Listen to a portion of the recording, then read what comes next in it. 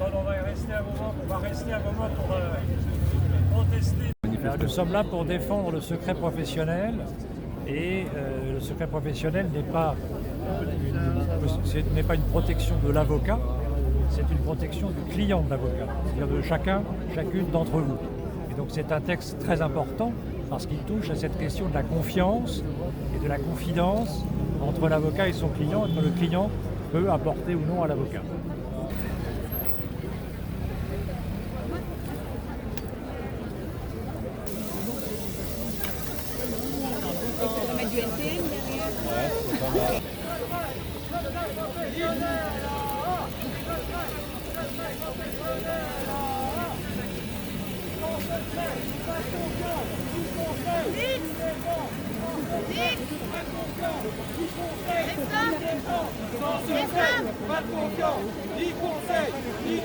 Il y a une version du texte qui aujourd'hui a été votée et sur laquelle nous avons porté un certain nombre de l'attention des parlementaires, du ministre, sur le fait que le texte tel qu'il est aujourd'hui rédigé est trop large, trop flou et laisse placer trop d'exceptions.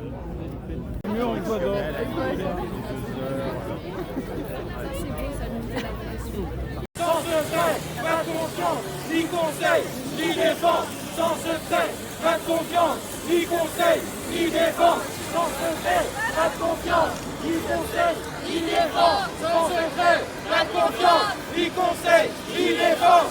Sans secret, pas de confiance, ni conseil, ni défense. L'ensemble des avocats ont décidé de se mobiliser aujourd'hui et demain dans toute la France et notamment là devant l'Assemblée nationale puis demain devant le Sénat pour répondre au projet de loi de confiance en l'institution judiciaire qui a été initié par le gouvernement et qui là arrive à la fin de son processus législatif et dans lequel il y a une disposition qui à l'origine devait renforcer le secret professionnel des avocats pour leurs clients et qui au contraire va le mettre complètement à mal.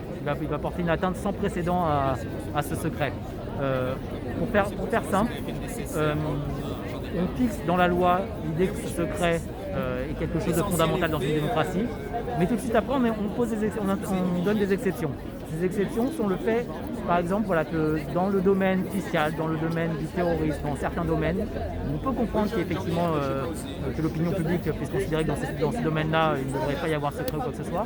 On fixe des exceptions en disant il n'y a pas de secret. Ça veut dire que tout ce qu'un client pourra confier, tout ce dont un client pourra parler avec son avocat dans ces domaines, ça ne sera pas couvert par le secret professionnel. Donc là, il y a une première entaille. Il y a une première entaille qui nous pose problème parce que justement, c'est une première brèche qui demain, on sait très bien qu'on fixe des premières exceptions, le lendemain, il peut y avoir de nouvelles exceptions qui sont fixées.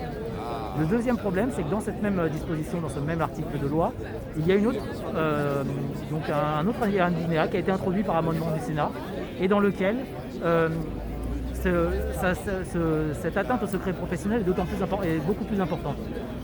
Encore une fois, en quelques mots, on permet désormais, dès lors que l'avocat est mêlé à une infraction, même s'il n'en a pas connaissance, dès lors que le client de l'avocat se serait servi de cet avocat pour commettre une infraction, on considère que tous les documents, toutes les communications, tous les documents produits par cet avocat pour ce client ne sont plus couverts par le secret professionnel. Donc là, on dépasse le cadre des quelques infractions que je vous disais précédemment. On peut potentiellement, dans tous les cas de figure, avoir des documents qui normalement devraient être couverts par le secret professionnel qui désormais ne bénéficient plus de cette protection. Et là, on a un véritable problème.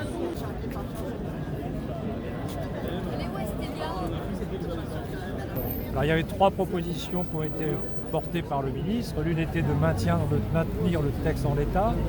Une autre était de faire évoluer ce texte dans le cadre du CMP qui aurait lieu aujourd'hui. Nous n'avons pas les informations. Et la troisième, c'était de retirer